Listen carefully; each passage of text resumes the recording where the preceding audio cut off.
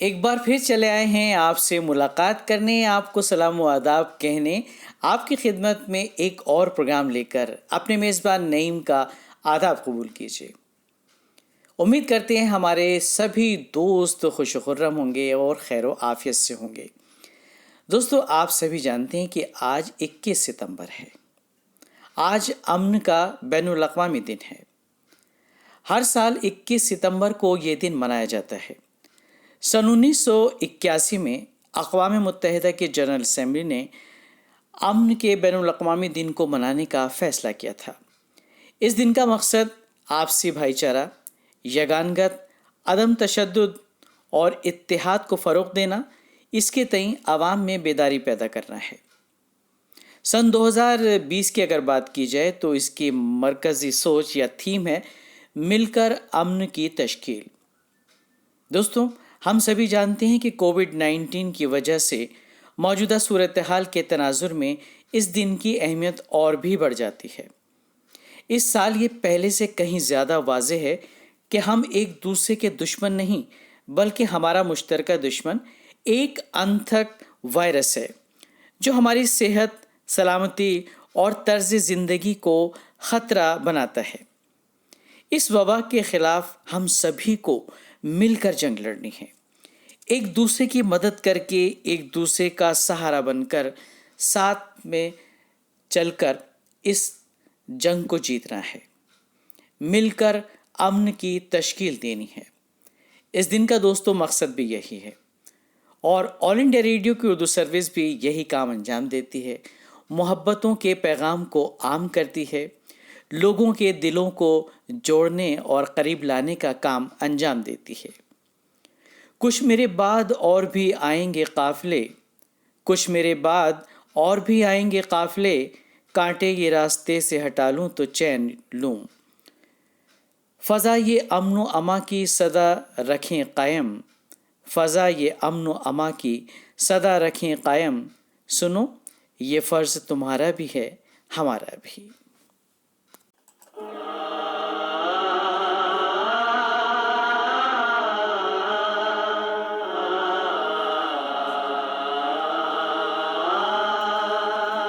انسان کا انسان سے ہو بھائی چارہ، یہی پیغام ہمارا، یہی پیغام ہمارا۔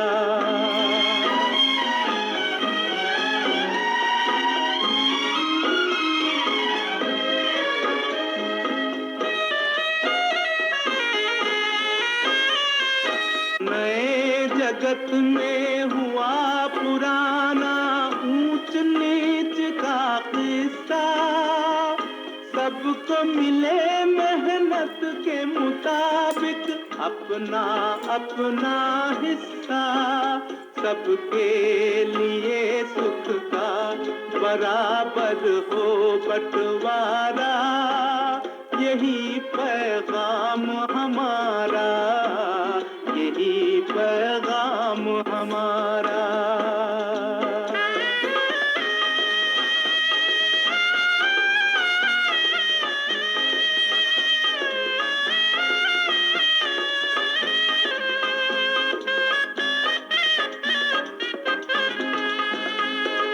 ہر ایک محل سے کہو کہ جھوپڑیوں میں دیے جلائے، چھوٹوں اور بڑوں میں اب کوئی فرق نہیں رہ جائے، اس دھرتی پر ہو پیار کا گھر گھر اجیارا، یہی پیغام ہمارا، یہی پیغام ہمارا۔ انسان کا انسان سے ہو بھائی چارہ، یہی پیغام ہمارا، یہی پیغام ہمارا۔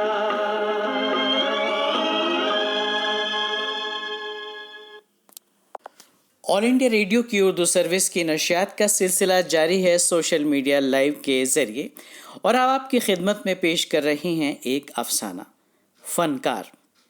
اس افسانے کے قلمکار ہیں نوجوان قلمکار ذاکر حسین فیضی۔ لکھنے کا ذوق و شوق ہے، حالانکہ ابھی زیر تعلیم ہے، مگر حوصلوں کی پرواز بلند ہے۔ یہ تو ابھی ابتدا ہے جناب، کئی آسماں اور بھی ہیں، جہاں تک پہنچنا ہے ان کو چھونا ہے۔ لیجے سنیے افسانہ فنکار۔ سوریا بار اینڈ ریسٹورینٹ میں وہ تینوں ایک گول میز کے ارد گرد بیٹھے تھے۔ چوتھی کرسی خالی تھی۔ کہانی کار نے پہلو بدلا۔ ابھی تک نہیں آیا؟ بہت وقت لگا دیا۔ ہاں یار، یہ وقت کی قدر نہیں کرتا۔ آرٹسٹ نے ایشٹرے میں سگریٹ مس لی۔ یہ ہم لوگ بہت سست ہوتے ہیں بھائی۔ فلم ساز نے گھڑی دیکھی۔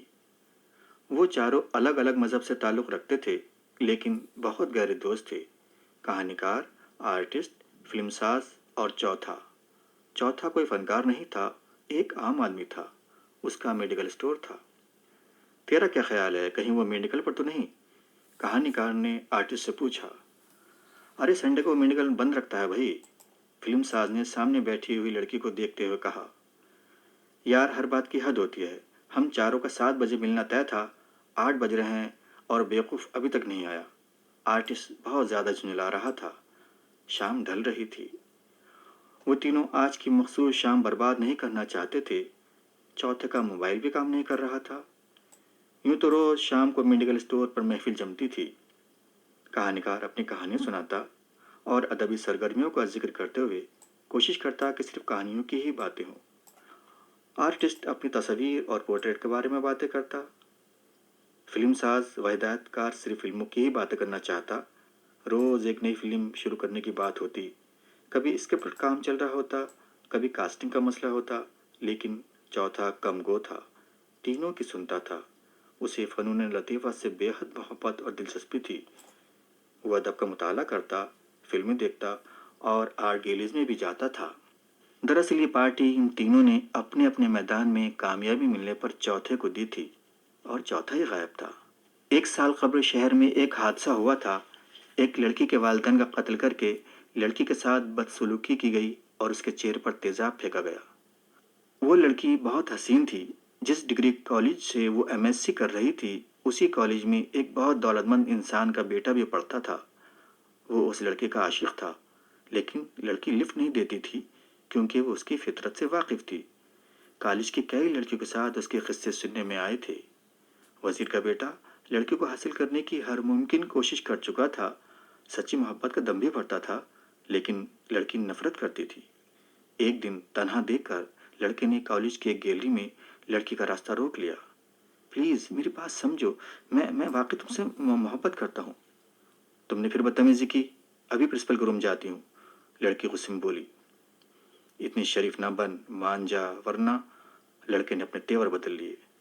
تڑاق، لڑکے نے غصے میں اسے تھپڑ مارا۔ اس کا پورا جسم کانپ رہا تھا۔ وہ لڑکھڑاتی وہاں سے چلی گئی۔ لڑکا سختی میں آ گیا۔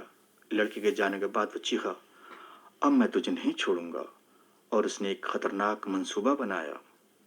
اس بات کے چند روز بعد دولت مند آدمی کا بیٹا 2 ہم خیال لڑکوں کے ساتھ لڑکی کے گھر پہنچا۔ سب سے پہلے انہوں نے لڑکی کے والدین کو قتل کیا، پھر لڑکے نے اور اس کے ساتھی نے لڑکی کے ساتھ بدسلوکی کی اور واپس جاتے جاتے لڑکی کے چہرے پر تیزاب پھینک دیا۔ 1 ہفتے تک مقامی اخباروں نے خوب چٹخارے دار خبریں بنائیں۔ مقدمہ چلا، لڑکی سے عجیب عجیب سوالات پوچھے گئے جن کا جواب لڑکی کے پاس نہیں تھا۔ دولت مند آدمی کا بیٹا مقدمہ جیت گیا۔ جب یہ خبر چاروں دوستوں تک پہنچی، وہ اس وقت میڈیکل اسٹور پر موجود تھے۔ چوتھے نے فکر مند ہو کر کہا، انسان کو آخر کیا ہوتا جا رہا ہے؟ یہ تو اچھا نہیں ہے۔ کہانی کار نے اپنا خیال ظاہر کیا۔ طاقت کا بول بالا ہے بھائی، امیر آدمی کا بیٹا ہے، کوئی معمولی بات تو نہیں۔ کچھ دیر تو وہ اس واقعے پر افسوس کا اظہار کرتے رہے، پھر ان کے درمیان تانیثیت پر بحث کا آغاز ہو گیا۔ کہانی کار، آرٹسٹ اور فلم ساز کا ماننا تھا کہ لڑکیاں ایسے حادثات کی خود ذمہ دار ہوتی ہیں۔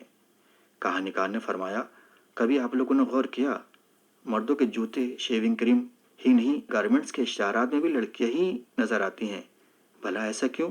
ہاں، یہ عجیب بات ہے۔ آرٹسٹ تنزیہ مسکراہٹ کے ساتھ بولا، عورتوں کی آزادی کے نام پر عجیب عجیب بے حیائی ہو رہی ہے۔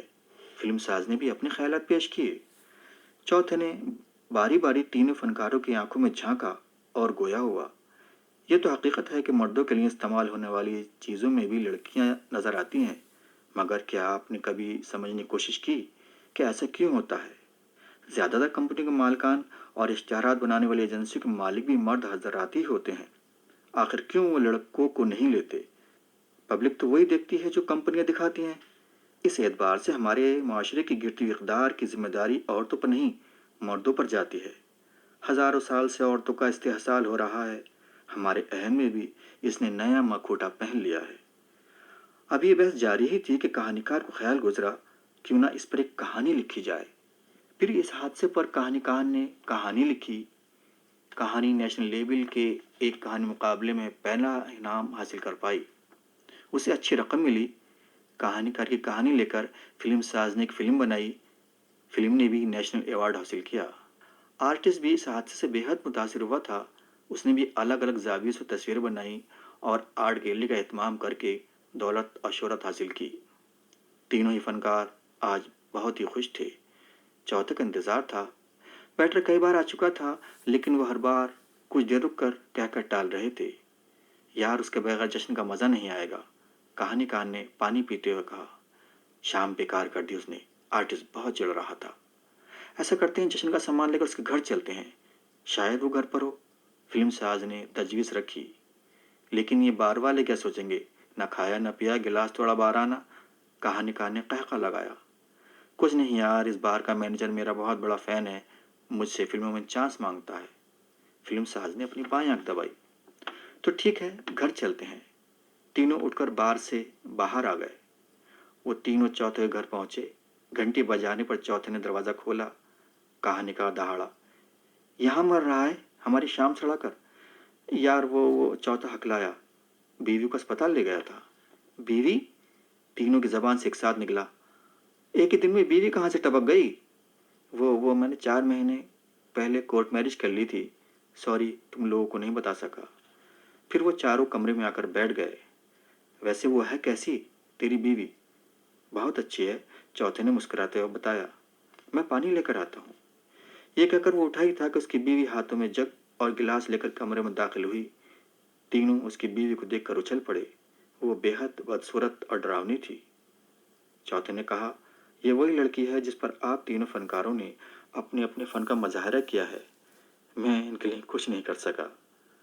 تینوں فنکاروں نے سوالیہ انداز میں ایک دوسرے کے چہرے دیکھے، جیسے ایک دوسرے سے سوال پوچھ رہے ہوں، فنکار کون ہے، ہم یا؟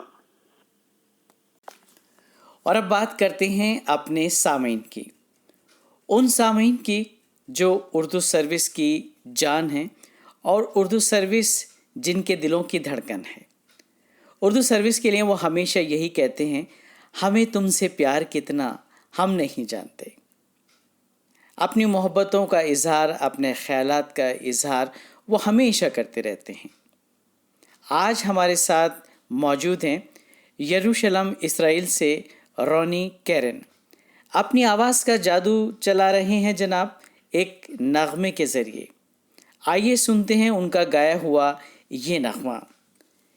تیری یادوں کا لشکر رات بھر سونے نہیں دیتا، تیری یادوں کا لشکر رات بھر سونے نہیں دیتا، غضب کا بوجھ پلکوں پر لیے ہر صبح آتی ہے۔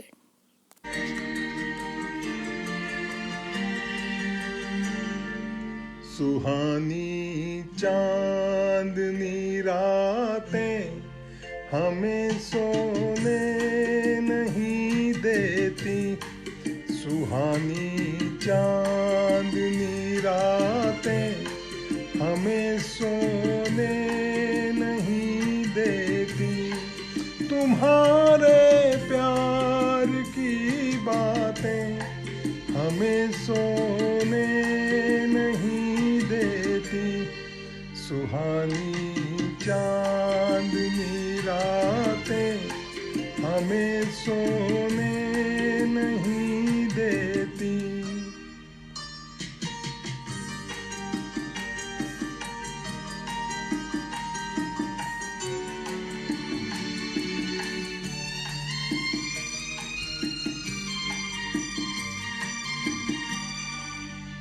تمہاری ریشمی زلفوں میں دل کے پھول کھلتے تھے، تمہاری ریشمی زلفوں میں دل کے پھول کھلتے تھے، کہیں پھولوں کے موسم میں کبھی ہم تم بھی ملتے تھے، پرانی وہ ملاقاتیں ہمیں سونے نہیں دیتی، تمہارے پیار کی باتیں ہمیں سونے نہیں دیتی، سہانی چاندنی راتیں ہمیں سونے نہیں دیتی۔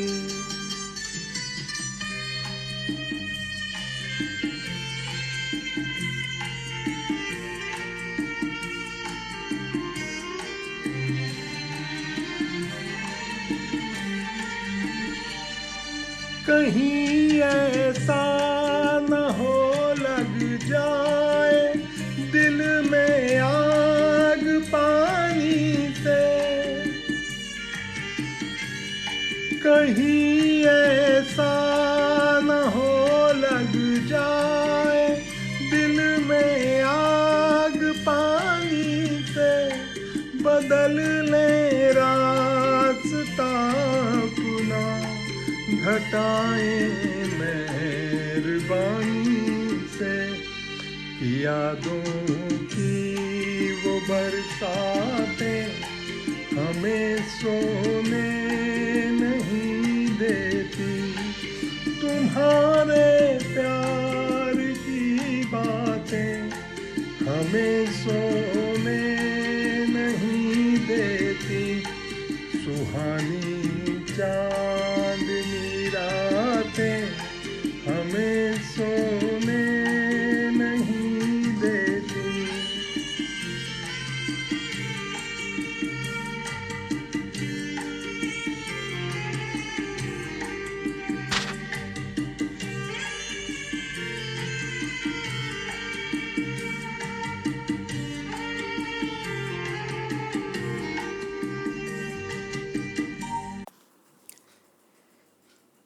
تو صاحبو، ابھی آپ محظوظ ہو رہے تھے رونی کیرن کے گائے خوبصورت نغمے سے، اور آپ ہمارے ساتھ موجود تھے یروشلم اسرائیل سے۔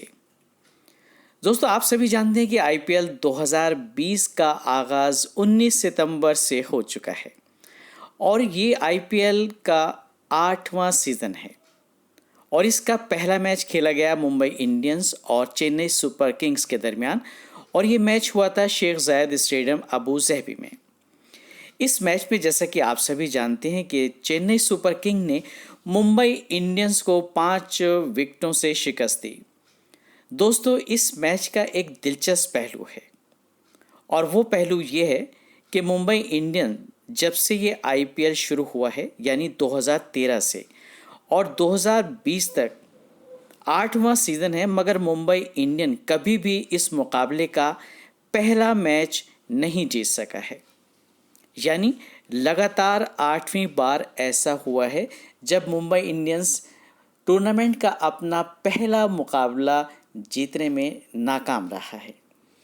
تو یہ تھی ایک دلچسپ معلومات آئی پی ایل 2020 کے حوالے سے۔ آل انڈیا ریڈیو کی اردو سروس کی نشریات کا سلسلہ جاری ہے سوشل میڈیا لائیو کے ذریعے، اور اس سلسلے کو اب آگے بڑھا رہی ہیں پھولا پنڈتا۔ جی نعیم، بالکل بخوشی اس سلسلے کو جاری رکھتے ہوئے سب سے پہلے اپنے تمام پیارے پیارے دوستوں کی خدمت میں آداب کہتی ہوں، نمسکار کہتی ہوں۔ کیسے ہیں جناب؟ کرکٹ میچوں کے ذکر سے تو آپ کھل ہی اٹھے ہیں، اور کیوں نہیں، کھیلوں کا جذبہ ہی تو ایسا ہوتا ہے۔ کھیل کود زندگی کا ایک اہم حصہ ہے، اس سے نہ انسان چاق و چوبند رہتا ہے، بلکہ انسان میں ایک ڈسپلن، ایک شعور، ایک جوش پیدا ہوتا ہے۔ ہار جیت تو عام سی بات ہے دوستو، وقت سکھاتا ہے انسان کو فلسفہ زندگی کا۔ حالات تو بنتے رہیں گے، لیکن حالات کو بد سے بدتر ہونے سے بچانے کے لیے انسان کو ہمیشہ اپنے رویے میں، اپنی سوچ میں بدلاؤ لانا ضروری ہے۔ دنیا میں رہتے ہوئے انسان کو اپنی زندگی چلانے کے لیے بہت سی چیزوں کی ضرورت درکار ہوتی ہے، خواہ وہ کتنا ہی طاقتور، کتنا ہی مالدار یا ذہین کیوں نہ ہو۔ ایک دوسرے کے سہارے یا میل ملاپ کے بغیر ان ضرورتوں کو پوری نہیں کر سکتا۔ اس لیے مل جل کر امن سکون سے ایک دوسرے کا سہارا لے کر ہر سماج، ہر معاشرہ، ہر ملک آگے بڑھتا ہے۔ امن و امان کے ساتھ رہنے میں ہی ہر ملک، ہر معاشرے کی ترقی اور خوشحالی کا راز پنہا ہے۔ آئیے دوستو سنتے ہیں اقوال زری پر مبنی شمع فروزاں، تحریر ہے انتظار نعیم کی، موضوع ہے امن و امان۔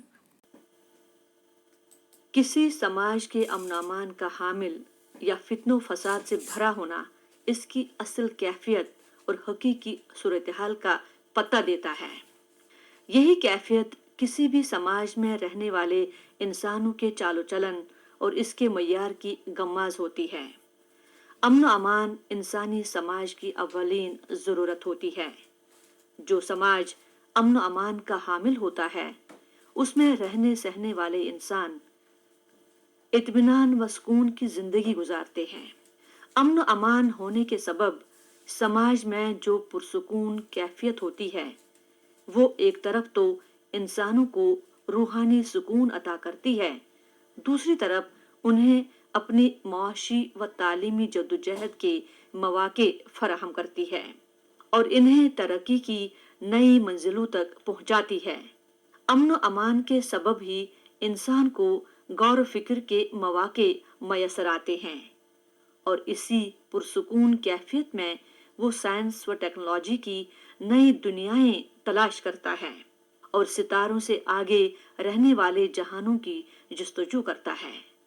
امن و امان کے ماحول ہی میں انسان امن و شانتی کے فروغ کی گفتگو کر سکتا ہے، نیکی اور بھلائی کا ذکر کر سکتا ہے، لوگوں کو انسانیت دوستی کا پیغام دے سکتا ہے اور انسانوں کو خدا پرستی کی دعوت دے سکتا ہے۔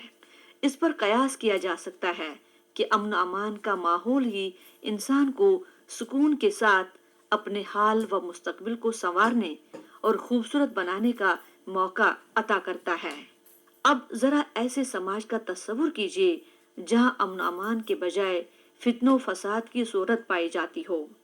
وہاں انسان کو اطمینان و سکون کی کیفیت کیسے حاصل ہو سکتی ہے اور اس کے ذہن میں ستاروں سے آگے جہاں اور بھی ہیں کا خیال کیسے آ سکتا ہے؟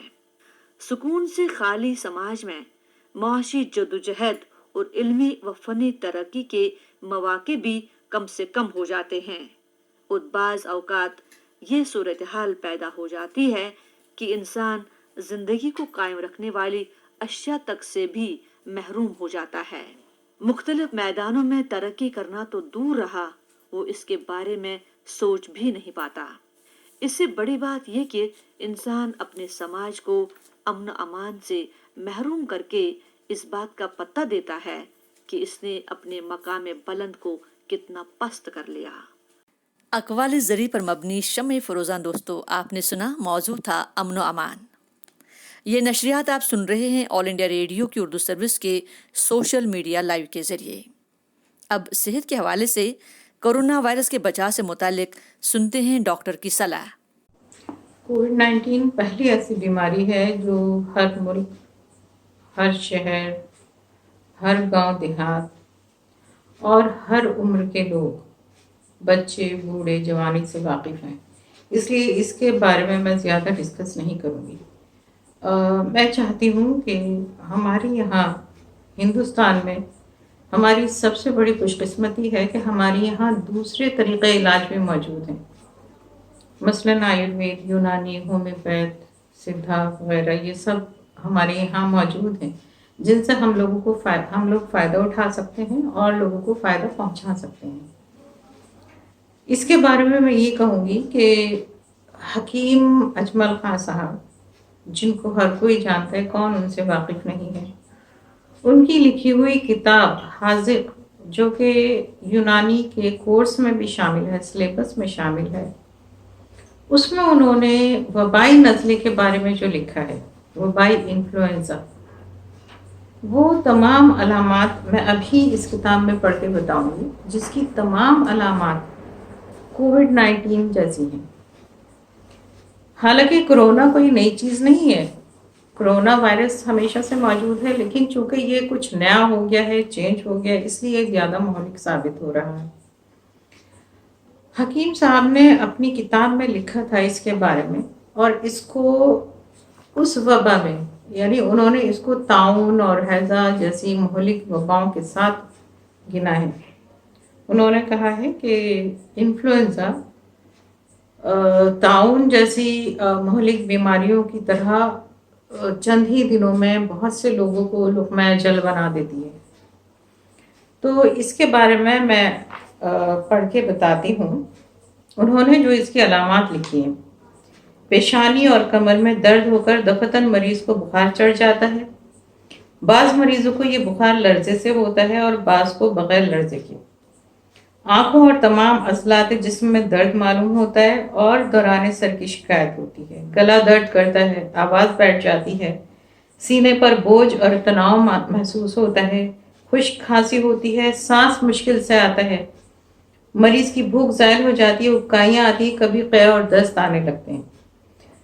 اگر عوارضات شدید ہوں، یعنی بہت زیادہ شدت سے یہ تکلیف ہو، تو انجام اچھا نہیں ہوتا، یعنی مریض کی موت ہو سکتی ہے۔ بعض دفعہ ناک حلق کی سوزش آگے ہوا کی نالیوں تک بڑھ کر شدید کھانسی اور نمونیا پیدا کر دیتی ہے، جو ایگزیکٹلی اس میں ہو رہا ہے۔ اس مرض کے حملے سے مریض بہت جلد کمزور ہو جاتا ہے۔ عام زکام کی نسبت زکام وبائی میں تکلیف اور کمزوری زیادہ ہوتی ہے، اور دفتن مرض کا حملہ ہونا اور دفتن بہت سے اشخاص کا مبتلا مرض ہونا اور بخار کا ہونا اس کی خاص تشخیصی علامت ہے۔ اگر عوارضات شدید نہ ہو تو اس مرض کے ساتھ کوئی دوسرا مرض شامل نہ ہو تو ایک ہفتے کے اندر اندر مریض کو آرام بھی مل جاتا ہے۔ تو اب آپ یہ دیکھیں کہ یہ بالکل وہی علامات ہیں جو آج کل کورونا کی علامات پائی جا رہی ہیں۔ یونانی ایک ایسا طریقہ علاج ہے کہ اس میں ایلوپیتھی میں کیونکہ ابھی کوئی علاج موجود نہیں ہے، وہ صرف سمپٹومیٹک ریلیف دے رہے ہیں مریضوں کو، یہ بات سب کو معلوم ہے۔ لیکن جب یونانی میں اس کا طریقہ علاج موجود ہے تو ہمیں اس کو کیوں نہیں مریضوں پر استعمال کرنا چاہیے؟ کوئی بھی اس کے لیے کلیم نہیں کر سکتا کہ ہم اس سے ٹھیک کر دیں گے، کیونکہ یہ پہلی بار اتنا شدید شکل اختیار کر کے آیا ہے یہ مرض۔ لیکن اگر یہ علاج استعمال کیا جائے اور شروعات میں ہی، یعنی جب مریض کو شروعات ہے مرض کی انیشل اسٹیج میں، اگر یہ دوائیں استعمال کی جائیں تو مجھے یقین ہے کہ مریض بہت زیادہ آگے بیمار نہیں ہوگا، سیریس نہیں ہوگا اور نتیجتاً موت سے بچ سکتا ہے۔ صرف ایک یونانی طریقہ علاج ہے جس میں میوکس میمبرین کے لیے دوائیں بنائی گئی ہیں، کیونکہ کووڈ-19 میوکس میمبرین کو انویٹ کرتا ہے، اس کے اوپر حملہ کرتا ہے، ناک سے منہ سے یہ جاتا ہے اندر۔ تو یونانی میں لوق ایک ایسی دوا ہے جس کی کنسسٹنسی ایسی بنائی جاتی ہے کہ وہ میوکس میمبرین پہ ایک لیئر فارم کر دیتا ہے، جس کی وجہ سے ساری میوکس میمبرین جو ہیں وہ ہیل ہونی شروع ہو جاتی ہیں، اور جو بھی بیکٹیریا یا وائرس ہے وہ اور اندر تک نہیں جاتا۔ تو لوق سپستہ، لوق قطع، لوق نزلی، لوق بادام، لوق خیار شمبری، یہ تمام لوق اسی پرپس کے لیے ہیں۔ اگر کسی کو گلے میں درد ہے تو اس میں لوق خیار شمبری گرم پانی میں ملا کے دیا جائے۔ لیکن سب سے پہلے جیسے ہی مریض کو اس مرض کی شروعات ہو، کھانسی ہو، زکام ہو، تو اس میں جوشاندہ پیکٹس کی شکل میں آج کل اویلیبل ہوتا ہے، جوشاندہ ابال کے پئیں۔ اور یہ کوئی نئی چیز نہیں، یہ تمام جڑی بوٹیاں ٹائم ٹیسٹڈ ہیں، ہمارے بزرگوں نے ہمیشہ یہی دوائیں استعمال کی ہیں۔ ہماری ہندوستان کی سنسکرتی اس بات کی گواہ ہے کہ آیوروید اور یونانی علاج سے ہی لوگ ٹھیک ہو جایا کرتے تھے. تو ہمارے پاس یہ بہت بڑی ایڈوانٹیج ہے کہ ہمارے پاس آلٹرنیٹیو تھراپیز موجود ہیں، اور اگر ہم اس کا فائدہ اٹھائیں تو مجھے یقین ہے کہ اتنی ہلاکتیں جو ہو رہی ہیں، جتنی بھی ہو رہی ہیں، الحمدللہ ہمارے ملک میں یہ بہت کم ہے، لیکن جو بھی ہو رہی ہیں ہو سکتا ہے کہ وہ بھی ٹالی جا سکے. اس لیے انیشل اسٹیج میں جو شاندہ، لوک، جو شاندے میں کچھ جڑی بوٹیاں شامل ہوتی ہیں، مثلاً لوگ اناب، سفستہ، بیدانہ، گاؤزباں، گلیٹھی، یہ سب چیزیں اس میں شامل ہوتی ہیں. ان کا اگر کاڑھا بنا کے ان کو صبح شام پیا جائے تو اس سے یقیناً مریض کو بہت زیادہ امپروومنٹ ہوگا. اور اس کے ساتھ ہی اگر شربت بنفشہ جو کھانسی کے لیے، گلے کے لیے بہت اچھا ہے، اگر گلے میں درد ہے تو شربت دودھ سیاہ ہوتا ہے، یا پھر لو خیار شمبری، یہ گرم پانی میں ڈال کے یا جوشاندہ میں ملا کے پیا جا سکتا ہے. اور مجھے امید ہے کہ اگر ہم ان کو استعمال کریں ان ادویہ کو تو یقیناً مریضوں کو فائدہ ہوگا اور بہت لوگ اس ہلاکت سے بچ سکتے ہیں. MCD ڈسپنسری کی چیف میڈیکل آفیسر ڈاکٹر موزینہ خاتون نے کووڈ-19 کی روک تھام اور اس کے بچاؤ سے متعلق یونانی طریقہ علاج پر بھرپور روشنی ڈالی. دوستو، آپ سے گزارش ہے کہ ان مشوروں پر آپ عمل کریں، ان سے فائدہ اٹھائیں، یہی ہمارا مقصد ہے. دوستو، آج ٹوتھ پیسٹ کے بارے میں کچھ جان لیتے ہیں. یہ دانتوں کو سفید اور چمکدار بناتا ہے، اس بات کا علم سبھی کو ہوتا ہے، لیکن کیا آپ کو معلوم ہے کہ چہرے پر کیل محاسوں کا علاج بھی اس میں پوشیدہ ہے؟ ٹوتھ پیسٹ میں ٹریکلوسان اور ہائیڈروجن پیروکسائڈ نامی مادوں کی موجودگی سے کیل محاسوں کے لیے بہترین علاج بنا دیتی ہے. اگر آپ کے چہرے پر کیل محاسے ہیں تو ٹوتھ پیسٹ کی ایک معمولی مقدار کو دانوں اور کیل محاسوں پر لگا کر اسے 2 گھنٹے تک چھوڑ دیجیے اور پھر اسے صاف کریں. حیرت کن نتیجہ آپ کے سامنے ہوگا. بہترین نتائج کے لیے اس عمل کو روزانہ دہرایا جائے، مگر حساس جلد والے افراد اس سے محتاط انداز میں استعمال کریں. اس طرح آپ گھر بیٹھے ہی بنا کسی خرچ کے کیل محاسوں سے نجات پا سکتے ہیں. دوستو، چلتے چلتے ایک شعر آپ سبھی کے لیے. کتنی نگاہیں اٹھنے لگی ہیں میری طرف، اردو کا میرے ہاتھوں میں اخبار دیکھ کر. آپ سنتے رہیے، خوش رہیے، شاد و آباد رہیے. دیجیے آج کا پروگرام اپنے میزبان نعیم اور پھولا کو ختم کرنے کی اجازت. خدا حافظ، شب بخیر، جے ہند.